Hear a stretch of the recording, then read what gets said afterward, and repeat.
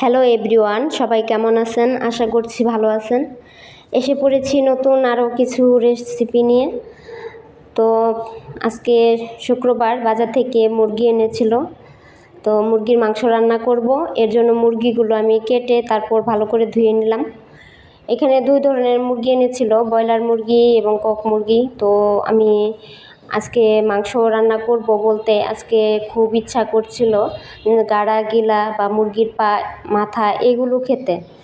তো মুরগি যেহেতু 4টা নিয়ে এসেছে, তো আমি এর জন্য মুরগির মাংস আজকে অল্প দিয়ে তারপর এই গাড়া গিলা, তারপর মুরগির পা, এগুলো আমি রান্না করব। প্রথমে আমি মুরগির পাটা কিন্তু ভালো করে গরম জল দিয়ে তারপর মুরগির পায়ের যে উপরে যে চামড়াটা থাকে সেটা আমি ধুয়ে নিয়েছি। তারপর মুরগি আমি মাংসটা ভালো করে মাখিয়ে নিয়েছি। আমরা রেগুলার যে মাংসের যে মশলাটা খাই, আদা বাটা, রসুন বাটা, পেঁয়াজ, তারপর শুকনো মরিচ, হলুদ, তো এগুলো দিয়েই ভালো করে তেল দিয়ে তারপর আমি মাখিয়ে নিয়েছি। মাখিয়ে নেওয়ার পরে আমি আধা ঘন্টার মতো ওইভাবে রেখে দিয়েছিলাম। তারপর আমি কড়াইতে তেজপাতা আর জিরা ফোড়ন দিয়ে তারপর আমি মেখে রাখা মাংসগুলো দিয়ে দিলাম। মেখে রাখা মাংসগুলো দেওয়ার পর কিছুক্ষণ আমি মাংসটা কষিয়ে তারপর ঝোল দিয়ে দিব। তো ঝোলটা দেওয়ার পর আমি এখানে অল্প করে ঝোল দিয়েছি, মাখো মাখো রাখবো এর জন্য। তো তারপরে তো আমার মুরগির মাংস রান্নাটা কমপ্লিট। এরপর আমি রান্না করেছিলাম চাপার পুলি। তো প্রথমে আমি কুমড়া পাতাগুলো ভালো করে ধুয়ে নিয়েছি। তারপরে তো এখানে ছিল পুটির চাপা। তো তারপর আমি ভালো করে চাপাগুলো ধুয়ে নিব। চাপাগুলো ধোয়ার জন্য আমি প্রথমে গরম জল বসিয়ে দিয়েছিলাম।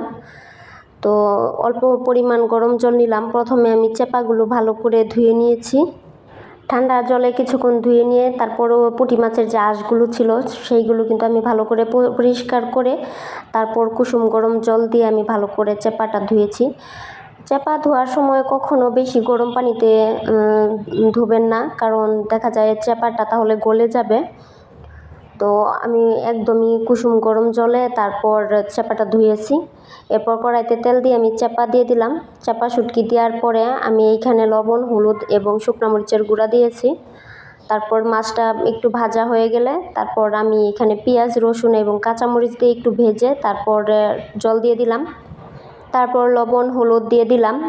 তারপর ভালো করে আমি চাপার শুটকিটা বানিয়ে নিলাম। বানিয়ে নেওয়ার পরে আমি কুমড়া পাতাতে অল্প পরিমাণ চাপা শুটকি দিয়ে তারপর আমি কুমড়া পাতাটা ভালো করে মুড়িয়ে নিব। এইভাবে চাপার পুলি খেতে কিন্তু অসাধারণ মজা লাগে। তো এই তো আমি চাপার পুলিগুলো বানিয়ে নিলাম। চাপার পুলি দুইভাবে বানানো যায়। একটা হলো পিঠালি দিয়ে, মানে আপনারা যে আটা তারপর বেসন, চালের গুঁড়া দিয়ে ডোটা করে তারপর যে কোনো যে পকোড়া ভাজেন ওইভাবেই ভাজা যায়। আবার এমনি শুধু পিঠালি ছাড়াও ভাজা যায়। আমি এখানে দুইভাবেই ভাজলাম।